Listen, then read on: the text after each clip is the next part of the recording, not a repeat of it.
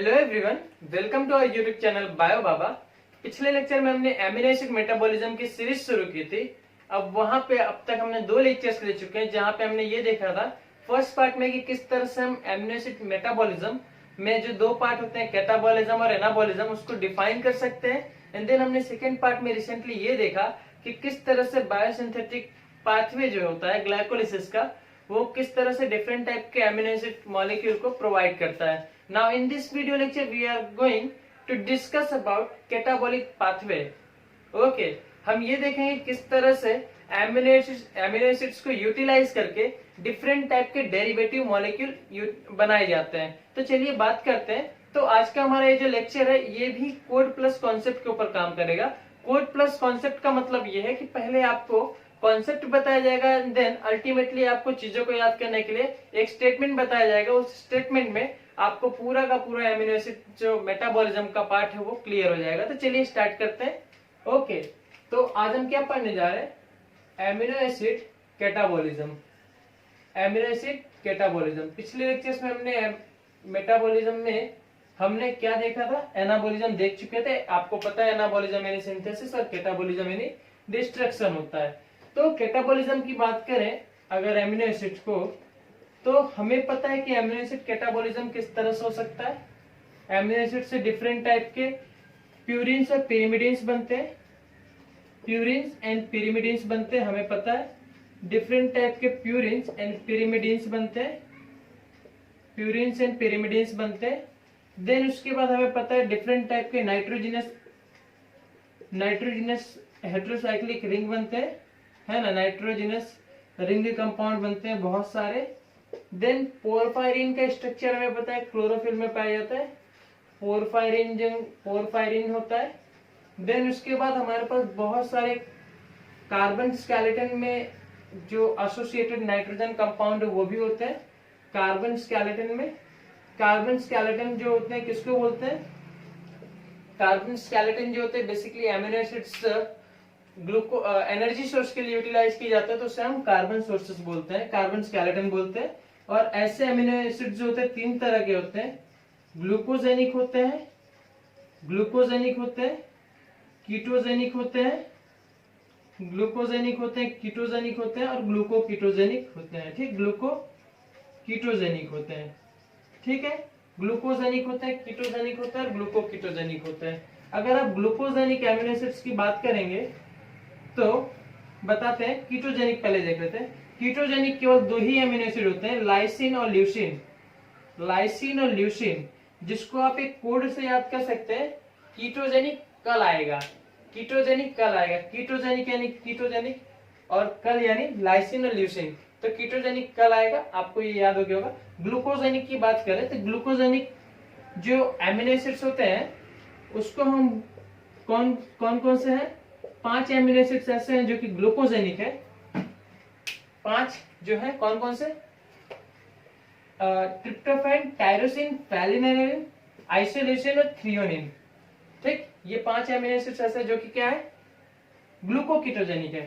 तो ग्लूकोकीटोजेनिक है तो फिर आप इसको कैसे याद कर सकते हैं? आप बोल सकते हैं वाइफ आईटी में है। वाइफ का है आईटी में है। देखिए ये WYF वाइफ हो गया और ये क्या? आईटी। तो वाइफ आईटी में है। ठीक है, वाइफ कहाँ है? आईटी में है। आपकी वाइफ का आईटी में है। तो बेसिकली ये जो 5 हो गए ये क्या है? ग्लूकोकीटोजेनिक है। ये जो 2 है वो क्या है? कीटोजेनिक है, कल कीटोजेनिक, वाइफ आईटी में ग्लूकोकीटोजेनिक। और रेस्ट जो बच गए वो सभी क्या है?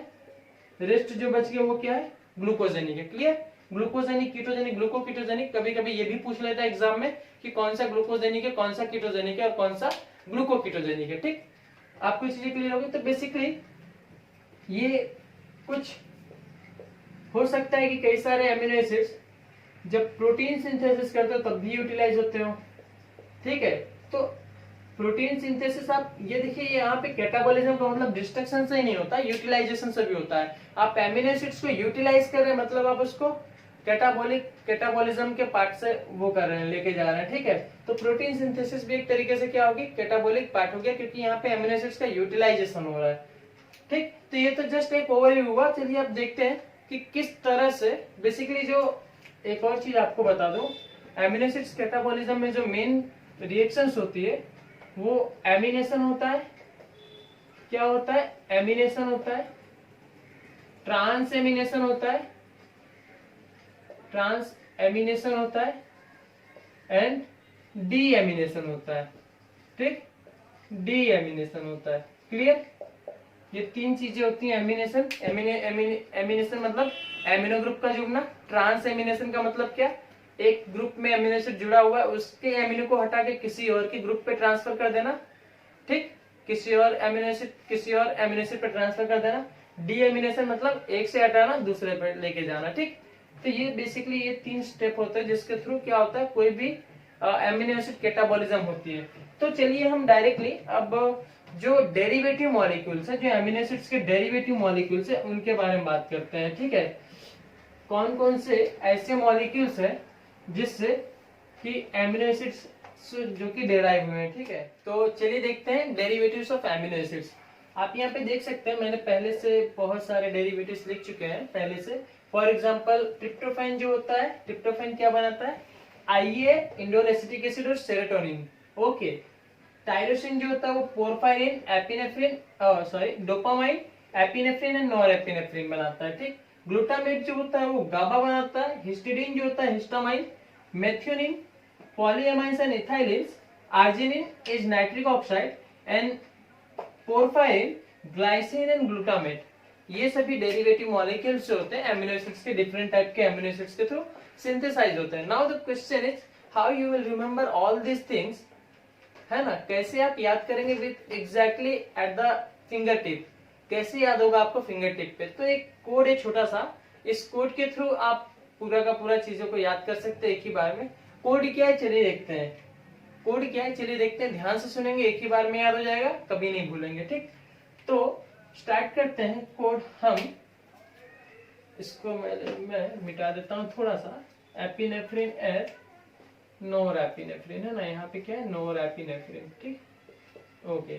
नाउ तो कोड हमारा कुछ इस तरह से है कि कोड क्या है कि सेरो से मिलने, कोड देखते जाइएगा, सेरो से मिलने, सेरो से मिलने, ओके, सेरो से मिलने तृप्ति के घर आइए, तृप्ति के घर आइए, सेरो से मिलने तृप्ति के घर आइए, क्योंकि डेन में, क्योंकि डेन में टायर फंस गया है, क्योंकि डेन में टायर फंस गया है, क्योंकि डेन में टायर फंस गया है। तृप्ति से मिलने क्या है, सेरो से मिलने तृप्ति के घर आइए क्योंकि डेन में टायर फंस गया है और उसे निकालने के लिए इजी पोर करना पड़ेगा, इजी पोर करना पड़ेगा, इजी पोर करना पड़ेगा। और इजी पोर करने के लिए, इजी पोर करने के लिए, पोर करने के लिए गाबा, गाबा ग्लू लेकर आया, ग्लू लेकर आया। समझ में आया, कुछ समझ में आया क्या बोला मैंने? सेरो से मिलने तृप्ति के घर आइए क्योंकि डेन में टायर फंस गया है और इजी पोर करने के लिए गाबा ग्लू लेकर आया। चीजें समझ में आई? चलिए देखते हैं इस कोड को अप्लाई कैसे करेंगे। वहां पे क्या लिखा है, सेरो लिखा हुआ है ना। सेरो का मतलब है यहाँ पे सेरोटोनिन से, सेरो का मतलब क्या है, सेरोटोनिन से। ठीक है, सेरोटोनिन से। सेरोटोनिन में क्या होता है, सेरोटोनिन से क्या मिलता है, सेरोटोनिन प्लस सेरोटोनिन, सेरो यानी सेरोटोनिन, देखिए सेरो यानी सेरोटोनिन से मिलने तृप्ति के घर आइए। आइए जो होता है वो आइए है, सेरोटोनिन प्लस आइए जो होता है वो किससे मिलता है, ट्रिप्टोफैन से मिलता है। किससे मिलता है, ट्रिप्टोफैन से मिलता है। इसलिए मैंने बोला कि सेरो यानी सेरोटोनिन से मिलने तृप्ति के घर आइए। तृप्ति के घर आइए का मतलब होता है IAA, यहाँ पे ये वर्ड देख सकते हैं IAA। क्लियर, चीजें क्लियर है ना। सेरो से मिलने तृप्ति के घर आइए क्योंकि डेन में टायर फंस गया है। ये हमारा नेक्स्ट कोड है, डेन में टायर फंस गया है ना, देन में क्या हो गया, टायर फंस गया है, देन में टायर फंस गया है। तो देन में टायर फंस गया क्या मतलब क्या है, डी यानी डोपामाइन, ई यानी एपिनेफ्रिन, एन यानी नॉरएपिनेफ्रिन। डोपामाइन, एपिनेफ्रिन, नॉरएपिनेफ्रिन में क्या होता है, किससे बनता है, टायर से यानी टायरोसिन से। टायरोसिन जो होता है किसको बनाता है, डोपामाइन, एपिनेफ्रिन, नॉरएपिनेफ्रिन। क्लियर हुआ। शेरों से मिलने तृप्ति के घर आइए क्योंकि डेन में टायर फंस गया है। क्लियर हुआ। Coming to the next part, क्या करना है, अब टायर फंस गया है तो क्या करना है, उसका इजीली पोर करके हमें निकालना है। तो इजी पोर करने अब देखिए इजी पोर करने का मतलब क्या है, इजी पोर करने का मतलब क्या है, इजी पोर यानी जी पोर। ई यानी जो होता है क्या होता है, सिंगल लेटर कोड, याद कीजिए, ग्लूटामिक एसिड। जी यानी ग्लाइसिन, जी यानी ग्लाइसिन। तो ग्लूटामिक एसिड प्लस ग्लाइसिन जो होता है किससे बनता है, पोरफायरिन से। पोर यानी क्या होता है, पोरफायरिन। पोर यानी क्या होता है, पोरफायरिन। क्लियर। पोर यानी क्या होता है, पोरफायरिन। क्लियर हुआ। तो क्लियर हो गया। इजी पोर करने, इजी पोर करने, ई यानी ग्लूटामिक एसिड, जी यानी ग्लाइसिन, पोरफायरिन से डेराइव हुए। गाबा ग्लू लेके आया, गाबा मतलब GABA neurotransmitter, we all know that. Glu लेके आया यानी ग्लूटामेट, ग्लू यानी ग्लूटामेट, ग्लूटामिक एसिड। ठीक है, ग्लूटामिक एसिड। क्लियर। यहाँ पे देखिए आप लिखा था, कहा गया ग्लूटामेट, गाबा ग्लू लेकर आया। समझ में आया। तो हमने क्या देखा, तृप्ति के घर आइए, शेरों से मिलने तृप्ति के घर आइए हो गया। क्यों, क्योंकि यहाँ पे डेन डेन डेन डेन हाँ डेन, क्योंकि डेन में टायर फंस गया है ना। तो इजी कहा गया, इजी आपका इजी, इजी पोर करने, इजी गाबा ग्लू लेके आया, गाबा ग्लू लेके आया हो गया। हिस्टीडीन का हिस्टामाइन होता है, ये सबको पता है ना, आप याद रख सकते हैं ऐसे with the help of single letter, histidine, histamine. अब क्या है, मेथियोनिन, पॉलीएमाइन्स एंड इथिलीन। आप इसको कैसे याद कर सकते हैं, मेथियोनिन, पॉलीएमाइन्स एंड इथिलीन को कैसे याद कर सकते हैं, इसको बोलेंगे आप मेथी पॉलीथीन में डालो, मेथी पॉलीथीन में डालो, पॉलीथीन में डालो, मेथी पॉलीथीन में डालो। मेथी का मतलब होता है मेथियोनिन, मेथी का मतलब होता है मेथियोनिन, पॉलीथीन में डालो मतलब polyamines plus ethylene, polyamines plus ethylene. Clear, clear हुआ। मेथी पॉलीथीन में डालो, मेथी यानी मेथियोनिन, पॉलीथीन यानी पॉलीथीन को दो वर्ड से कंबाइन कर दिया गया, पॉली यानी पॉलीएमाइन्स प्लस थीन यानी एथिलीन, एथिलीन। तो आई होप कि आपको ये वीडियो लेक्चर हमारा समझ में आया होगा, पोर प्लस कॉन्सेप्ट आपको अच्छा लगा होगा। इसी तरह के वीडियो लेक्चर्स देखने के लिए आप हमारे साथ जुड़ सकते हैं हमारे यूट्यूब चैनल पे, जिसका नाम है बायो बाबा 07।